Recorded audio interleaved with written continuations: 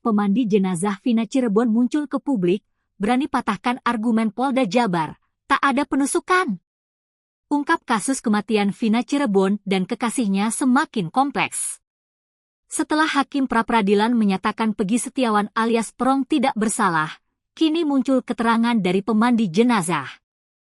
Wanita bernama S itu mengaku sosok yang memandikan jasad Vina 8 tahun yang lalu. Kepada seorang YouTuber bernama Deddy Mulyadi, Vina masih ingat jelas kondisi jasad yang ia mandikan kala itu. Ia memastikan, keterangan perwakilan Polda Jabar yang disampaikan saat sidang pra-peradilan Peggy Setiawan banyak yang tidak benar. Satu di antaranya, Vina tidak tewas akibat benda tajam, tetapi benda tumpul. Mengutip Tribunnews.com, Iusi berani bersumpah tidak ada luka tusukan tubuh Vina.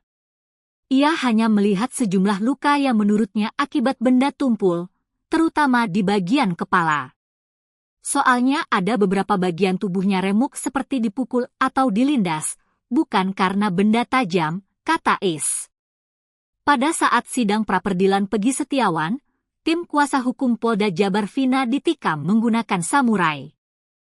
Kasus Vina dan Eki di Cirebon pada Sabtu 27 Agustus 2016 silam sudah berproses hukum dengan vonis pembunuhan berencana. Ada 8 pemuda yang ditangkap dan kemudian divonis hingga menjalani pidana penjara.